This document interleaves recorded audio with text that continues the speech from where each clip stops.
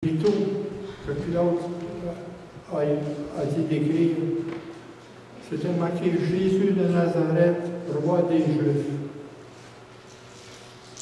C'était écrit en latin, en grec et en hébreu. Il n'y a pas pour avoir d'autre roi que César. C'est pour ça que Jésus a été crucifié, à cause qu'il s'est nommé roi. C'est la chose qu'il a cité quand Pilate m'a dit, es-tu le roi? Et oui, tu le dis.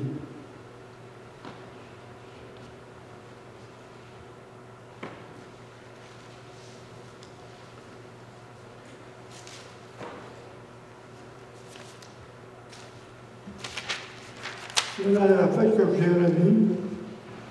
C'est quasiment le condensé du sermon d'aujourd'hui. Qu'est-ce qui est plus important? Qu'est-ce qui importe le plus? Vous avez lu la Bible, vous en avez pris connaissance, et vous avez des interprétations au-delà de la religion, de toute doctrine, des discussions, des points de vue que chacun nous avons. Qu'est-ce qui compte le plus? Est-ce l'assemblée du dimanche, les hymnes qui nous conduisent dans la louange, les sermons, les pensées qui nous enveloppent dans la paix? Arrêtez-vous un moment. Arrêtez-vous. Notre réponse n'arrive pas d'un coup. On cherche des versets qu'on veut mémoriser. Mais regardez la parole de Paul qui écrit dans le Corinthiens, au chapitre 15, versets 3 et 4. Je vous ai enseigné, comme j'ai reçu, que Christ est mort pour nos péchés, selon les Écritures. Et c'est souligné le mot avant tout. Retenez ce que Paul exprime. Ce qui est de première importance et ce qui compte le plus, c'est la croix sur laquelle le Christ a vaincu la mort, le péché, Satan sur son territoire, sur laquelle Christ est devenu notre berger. Il a donné sa vie pour ses brebis. Il est venu nous chercher dans le trou noir pour nous donner une destinée au-delà des apparences de la vie dans le monde, qui est vouée à une perte certaine, sans destinée. Paul écrit, car la prédication de la croix est une folie pour ceux qui périssent, mais pour ceux qui sont, nous qui sommes sauvés, est une puissance de Dieu. Puis il cite au verset 23, nous prêchons Christ crucifié. C'est pour ça que Paul dit, il faut prêcher que Jésus est mort selon les Écritures. Et il dit, j'ai été crucifié avec Christ et je vis. Ce n'est plus moi qui vis, c'est Christ en moi. Galates, chapitre 2, verset 20. Puis au verset 4 et 5, dans le 1 Corinthiens chapitre 15, il dit, il a été enseveli et qu'il est ressuscité le troisième jour, selon les Écritures. Et qu'il est apparu à ses passes et aux 12. Voici la simplicité de l'Évangile tel qu'annoncé. C'est simple. Jésus est mort pour nos péchés. Il est ressuscité. C'est le point central de la foi.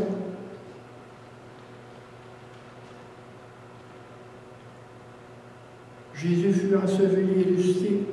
Qu'est-ce qui importe le plus? C'est la croix.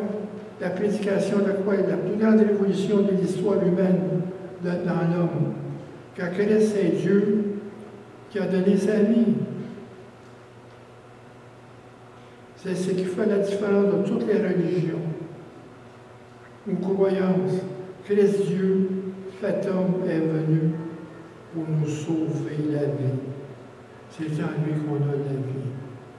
Il n'y a pas d'autre Dieu. Il n'y a pas d'autre. Christ est l'image de Dieu. Fait homme.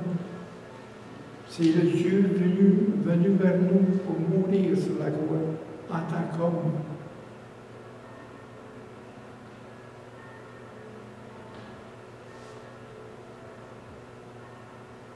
Et après ça, au 1 Corinthiens, chapitre 15, verset 14, si Christ n'est pas ressuscité, nos prédications est donc vaine, votre foi est aussi vaine. Et on reste dans le péché. Parce que la résurrection, c'est la confirmation de la victoire de Jésus sur la croix. Il a vaincu la mort, il est ressuscité par la puissance de Dieu qui a été déployée en lui. Il a passé de la mort à la vie. C'est là, c'est une confirmation. Pouvons-nous ignorer ce fait? Pouvons-nous ignorer cette croix qui est une controverse dans l'histoire de l'univers, qui, pour ceux qui croient, est un point central de la foi? Oui, la croix, on ne peut pas. On ne peut pas être indifférent sur ça. Aucun de nous. On ne peut pas rester sur la clôture. Soit on croit, soit on la rejette. C'est votre décision. C'est la décision qu'on a prise. La prédication de la croix est la pierre angulaire de la foi. Nous devons nous centrer sur Christ, qui, par obéissance au Père, s'est donné comme sacrifice sur la croix, qui servit comme autel pour Dieu. Il a plu à l'Éternel de le briser par la souffrance, après avoir livré sa vie pour le péché. Isaïe 53, 10. Je me souviens doit être une attitude du cœur reconnaissant et engagé dans une vie consacrée. Comme j'ai dit, le vendredi, à la 9e heure, à 3 heures de l'après-midi, c'est l'heure où on se souvient. C'est l'heure, c'est le temps qu'il faut s'arrêter à tous les vendredis saints.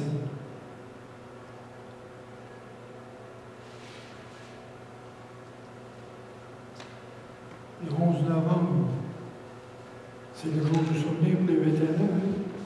Tout le monde arrête pour se souvenir. La 11e heure, le 11e jour. Mais c'est la même chose avec Jésus, le vendredi saint, à la 9e heure, à 3 heures de l'après-midi, où il a expiré, où vous laissez les forces pour nous.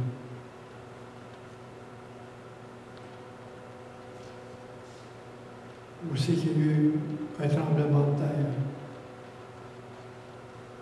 Et les rochers se sont fendus. Et le centenier, il a reconnu, oui, c'est vraiment le Fils de Dieu.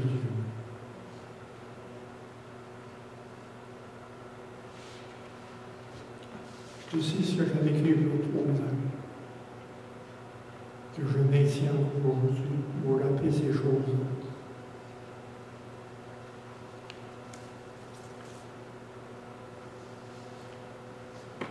Oui, dans la résurrection, dans le 1 Corinthiens, chapitre 15, c'est que là, Paul nous parle de la doctrine de la résurrection. Quand je vous ai annoncé avant tout, quand j'avais aussi reçu, que Christ est mort pour nos péchés selon les Écritures, et il a été enseveli, et qu'il a ressuscité le 3e jour selon les Écritures. Et puis il est apparu à 7 passes et aux 12. Ensuite, il est apparu à 500 frères à la fois, dont la plupart sont encore en vie. Ils sont encore vivants, et dont quelques-uns sont morts. Ensuite, il est apparu à Jacques, puis à tous les apôtres. et après eux tous, il m'est apparu à moi l'avorton.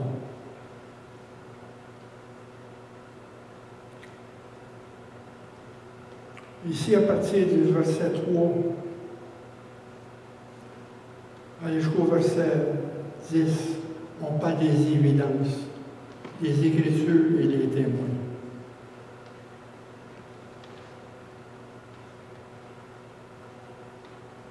Et au verset 12,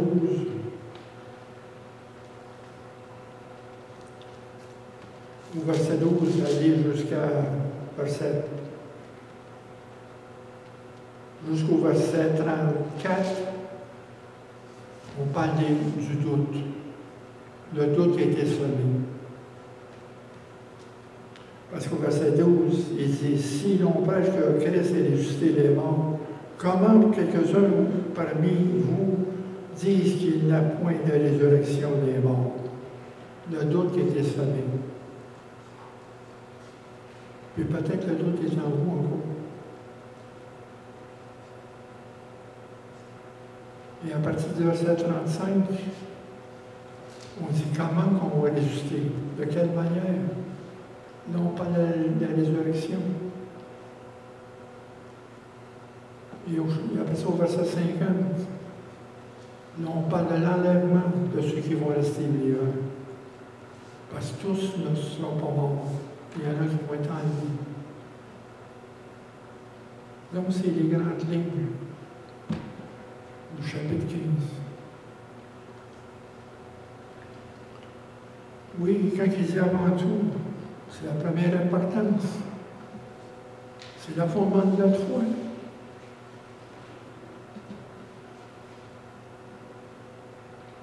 Parce que les Juifs, ils cherchent Dieu, mais ils ne connaissent pas.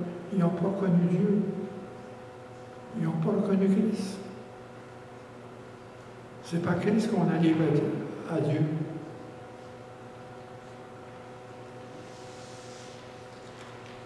Puis ça, c'est le cœur de la foi, le point central. Nous prêchons Christ crucifié. La croix sur laquelle Christ a vaincu la mort, le péché et Satan et dans son territoire, c'est la prédication de la croix. Et aussi dans Jean 11, verset 25-26, je suis la résurrection et la vie. Celui qui croit en moi vivra quand même qu'il sera mort. Et quiconque vit et croit en moi ne mourra jamais. Jamais. Quoi de cela? On ne mourra jamais. Indépendamment de ce qui va arriver avec notre corps. Parce que notre corps, n'oubliez pas, c'est juste un manteau qui nous couvre, un manteau de chair. Mais l'homme qui est en dedans, c'est nous. C'est ça que Dieu vient chercher. C'est juste un manteau de chair qu'on met dans le séjour des morts, dans la tombe. On va expliquer ça parce que c'est important de voir ces points-là, de comprendre la résurrection. Il y a la résurrection corporelle, puis il y a le réveil. C'est le premier passage qu'on a fait, c'est le réveil.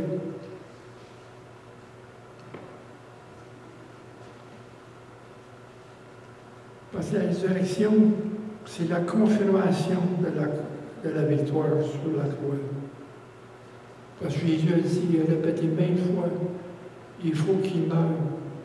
Et au troisième jour, il va ressusciter. Plusieurs fois, et les apôtres ne comprenaient pas encore.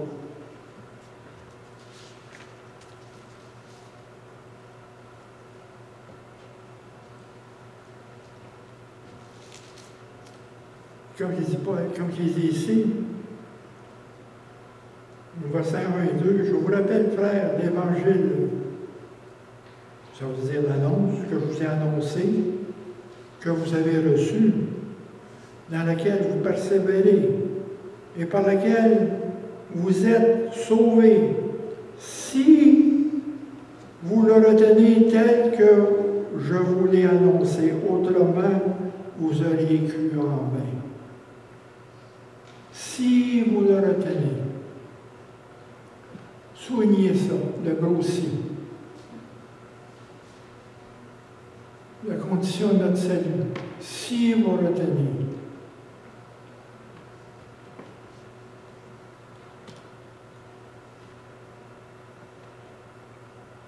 Le mot « si », vous le retenez tel que je vous l'ai annoncé.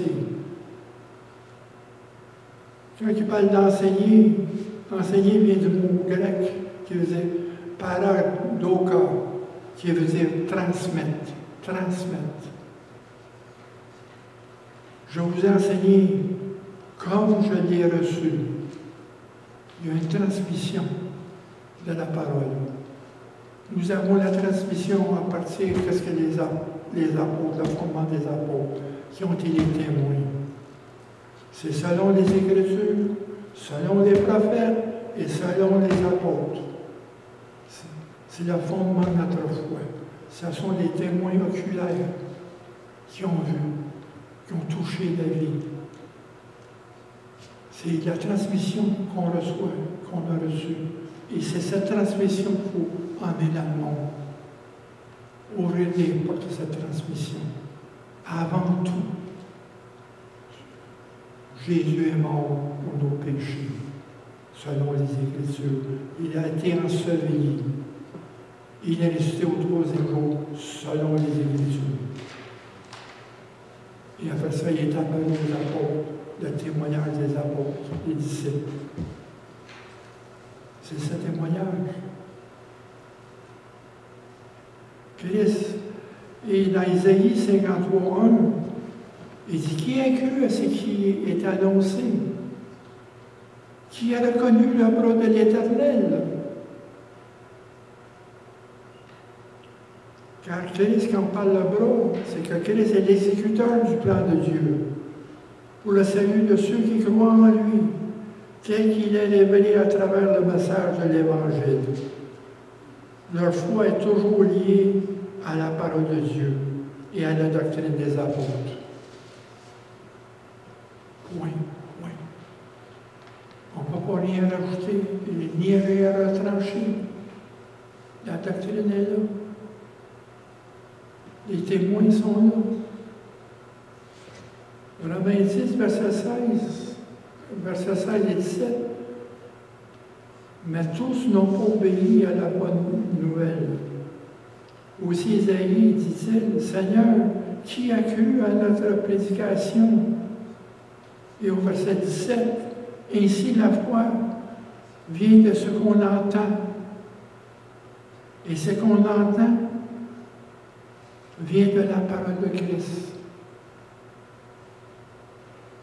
C'est là la foi. La foi nous est donnée par la parole du Christ dans chacun de nous. Une parole qui est vivante. La foi, on ne va pas apprendre. On va prendre la foi. Elle nous est donnée. C'est pas comme avoir la foi un boulanger qui fait ton pain. Tu sais qu'il va te faire un bon pain. C'est pas la même foi. C'est la parole de Christ en nous qui amène la foi.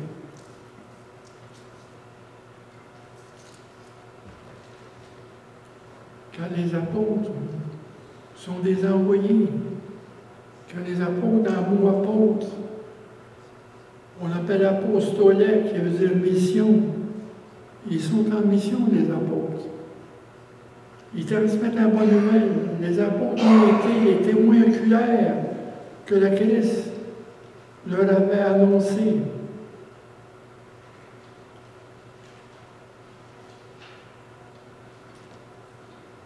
Puis au verset 18, dans Romains 10, mais je dis, n'ont-ils pas tout attendu, au contraire, leur voix est allée par toute la terre et leur parole jusqu'aux extrémités du monde. La nouvelle est annoncée partout. Aujourd'hui, on fait des traductions de Bible dans toutes les langues. dans tous les dialectes qui est dans le monde. Donc, c'est pour ça qu'on supporte la mission de Wycliffe, la traduction de Wycliffe. Il y a encore les faits des traductions dans tous les dialectes pour apporter la Bible, pour que le monde puisse la lire. C'est un œuvre.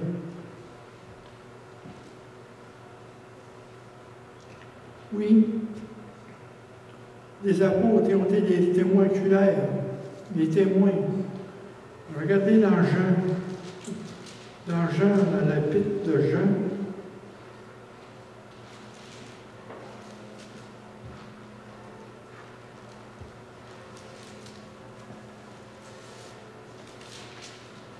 la première épître de Jean, au verset 1 et 2.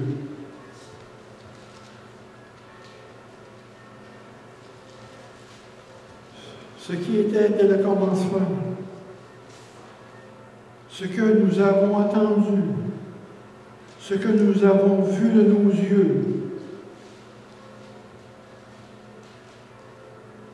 ce que nous avons contemplé, ce que nos mains ont touché concernant la parole de la vie, car la vie a été manifestée et nous l'avons vue et nous lui rendons témoignage. Nous annonçons la vie éternelle qui était auprès du Père et qui nous a été manifestée. Et ce que nous avons vu, entendu, nous vous l'annonçons, à vous aussi, afin que vous soyez en communion avec nous. Et or, notre communion est avec le Père et avec son Fils Jésus-Christ. On parle des apôtres qui ont marché avec Jésus. Ils ont vu la vie. Les témoignages. Et au chapitre 19, dans Jean, dans l'Évangile de Jean, au verset 35, celui qui a vu et a rendu témoignage, et son témoignage est vrai. Il sait qu'il dit qu'il est vrai, afin que vous croyiez aussi. Là, c'est Jean qui parle. N'oubliez pas, Jean, c'était le seul apôtre qui était au pied de la croix avec la mère de Jésus et les autres maris, avec les autres femmes. C'était le seul. Il a vu Jésus souffrir, il a vu Jésus expirer. C'est un témoin oculaire. C'est pour ça que l'évangile de Jean, c'est le témoignage de Jean, un témoignage de foi. Le mot croire vient 18 ou 19 fois dans tout l'évangile. C'est le mot-clé, croire. Et au chapitre 20, verset 31. Mais ces choses ont été écrites en parlant de l'Évangile, afin que vous croyiez que Jésus est le Christ, le Fils de Dieu, et qu'en croyant, vous avez la vie en son nom. Les témoins, les Écritures et les apôtres ont été témoins. Quand ici aussi, ensuite, il est apparu à Jacques, puis aux 12 apôtres. Jacques, c'est le frère de Jésus. Il est apparu à son frère, puis aux 12. Parce que Jacques n'était pas apôtre. Mais Jacques était le chef de l'Église de Jérusalem avec Pierre.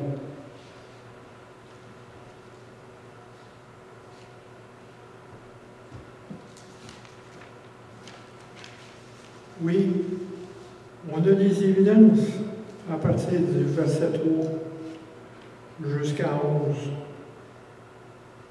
Parce que dans Marc, au chapitre 9, verset 31-32, quand il enseignait aux disciples, il leur dit, « Le Fils de l'homme sera livré entre les mains des hommes. Ils le feront mourir, et 3 jours après qu'il aura été mort, il ressuscitera. » Mais au verset 32, il dit, « Mais les disciples ne comprirent pas cette parole. Ils craignaient de l'interroger.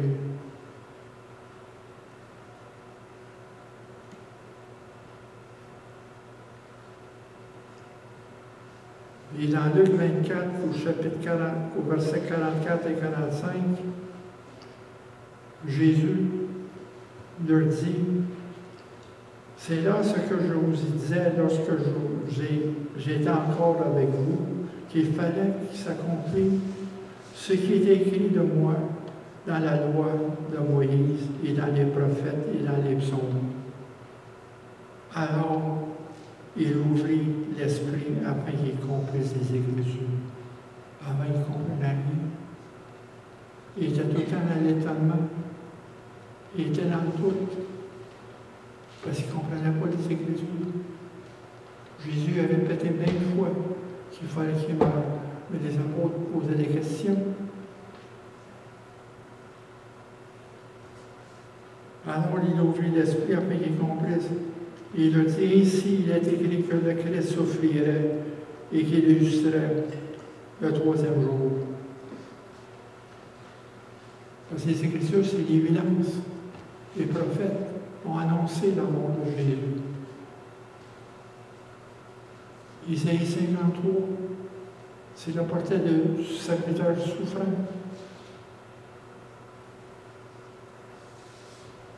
Puis Jésus est appelé aux apôtres et ainsi aux 500 frères à la fois. Pourquoi 500? On dit 500. Parce que s'il serait apparu à un, ça ne serait pas, ça ne portera pas à 500 à la fois. Ça faisait beaucoup l'ont vu. C'est plus véridique. Ça porte plus 500, pas juste aux apôtres. Il est appelé à eux autres pendant les 40 jours. Il mangeait avec eux autres pour montrer qu'il était corporellement ressuscité. Comme ça, il faut manger. Il s'est calmé les trous. Dans le cours, il y avait des doutes. Parce qu'en contemplant dans l'étonnement, quand tu es étonné de quelque chose qui est grand, tu te poses des questions. Il y a des doutes qui planent dans le cours.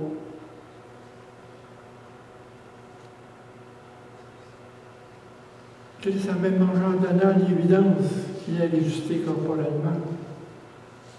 Ils ont assisté à l'ascension du Christ. Ils ont transmis la bonne nouvelle de la résurrection. La transmission se répand aujourd'hui jusqu'aux extrémités du monde. Et encore dans Jean chapitre 11, verset 26, « Et quiconque vit et croit en moi ne mourra jamais. » Il dit à Marthe, « Crois-tu cela? » Puis Marthe a dit, « Oui, tu es le Christ. » « Crois-tu cela? » « Oui. » « Tu ne mourras jamais. » C'est juste croire ça, là. C'est juste. C'est notre corps, c'est un manteau de chair qui est corrompu, qu'on va laisser de côté. Mais que l'âme et l'esprit montent en haut. Détachés. C'est ça la mort, c'est une séparation. Mort, c'est ça, c'est une séparation.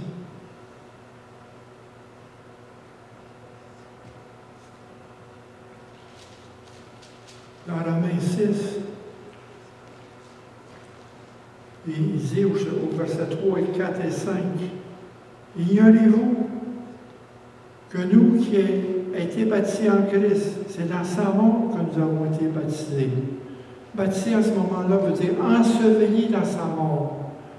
Et au chapitre 4, nous avons été ensevelis avec lui par le baptême dans sa mort, afin que Christ ait ressuscité des morts par la gloire du Père, et même nous aussi nous marchions dans une nouveauté de vie. La nouvelle naissance, le réveil. C'est un miracle. C'est un miracle. Ce miracle se perpétue à tous les jours.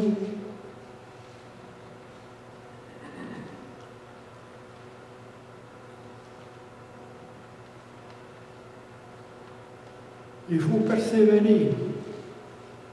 Quand il dit ici, si vous retenez ce que vous avez, comme je vous l'ai annoncé, autrement, vous avez cru en vain. Il faut persévérer, prendre position, tenir ferme. Dans Hébreux 6,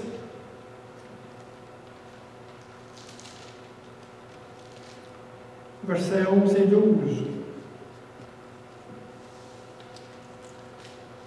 Nous désirons que chacun de vous montre le même zèle pour conserver jusqu'à la fin une pleine espérance. En sorte que vous relâchiez point et que vous imitiez ceux qui, par la foi et la persévérance, héritent des promesses. Et au verset 19, cette espérance, nous la possédons comme un encre dans l'âme. Sûre et solide, elle pénètre au fond, elle pénètre au-delà du voile.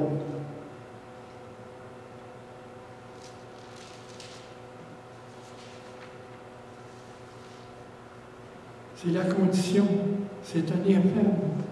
C'est pas juste prendre l'héritage de la croix, croire que Jésus est mort pour nos péchés, mais il faut être ferme. Il faut marcher avec Jésus. Il faut s'engager avec Jésus, il faut engager nos vies.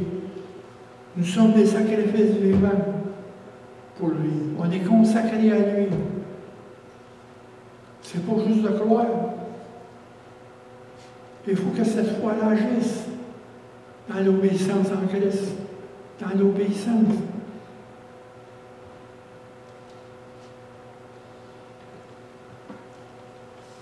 Encore, si vous retenez tel que je vous ai annoncé au verset 2, tenez ferme. In English, it's mean hold fast. Vous ne lâchiez point et demeurez ferme dans la foi. Car la foi, dans l'hébreu, la foi est une ferme assurance des choses qu'on espère. Cette foi-là, c'est une assurance qu'on a en nous avec les choses qui s'en viennent. Il y a une démonstration des choses qu'on ne voit pas. La foi devient une réalité, pas quelque chose d'évolué. Ça devient une réalité, une ferme assurance. Oui, Jésus, quand il guérit l'aveugle avec la boue et la salive, Jésus le regarde, vois-tu bien? L'aveugle voyait embrouillé. Il commençait à voir. Il a repris de la boue, de la salive, il a remis ça à ses yeux. Il a réouvert ses yeux encore plus grands. C'est la même chose avec nous. C'est qu'est-ce qu'il fait? Il nous ouvre les yeux. On voit tout clair.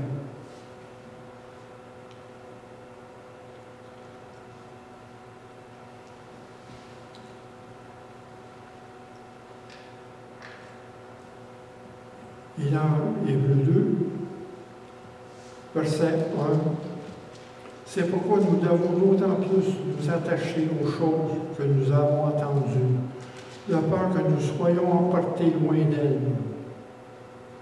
Et au verset 3, comment échapperons-nous en négligeant un si grand salut qui, annoncé par le Seigneur, nous a été confirmé par ceux qui l'ont entendu. C'est les apôtres qui nous ont confirmé, ils l'ont entendu. C'est leur témoignage. Et au Hébreux 3, verset 6, mais Christ il est comme le Fils dans sa maison, et sa maison c'est nous, pourvu que nous retenions jusqu'à la fin la ferme confiance et l'espérance dont nous nous glorifions. Tenir la ferme espérance.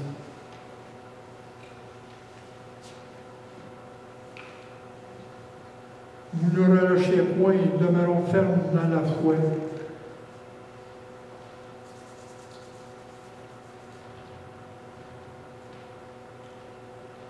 Tu sais, on chantait tout à l'heure, Jesus lived. Jesus lived. Is it within me? Mais il faut vivre la résurrection. Il faut vivre la nouvelle naissance. On ne s'appartient plus. On lui appartient. Le moment où vous avez donné votre vie à Jésus, on ne s'appartient pas. Nous lui appartenons, c'est Jésus en nous qui vit. C'est nous qui vivons.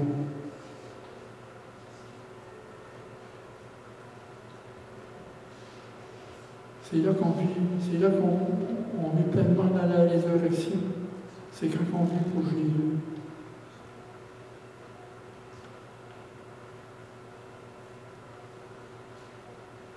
Parce que l'évangile apostolique a d'abord été annoncé par le Seigneur, puis confirmé par les témoins oculaires, les apôtres et les disciples qui ont réellement vu, entendu et ont connu Jésus durant sa vie terrestre. Ils ont marché avec Jésus. C'est leur témoignage que nous avons. C'est le même témoignage qu'il faut apporter dans le monde. Quelle est votre espérance? C'est quoi la raison de votre espérance? Dans un monde qui est brisé, quelle est votre espérance? Votre espérance, c'est Jésus éternel. C'est lui. C'est lui qui est en nous. C'est pas quelque chose à accrocher, là.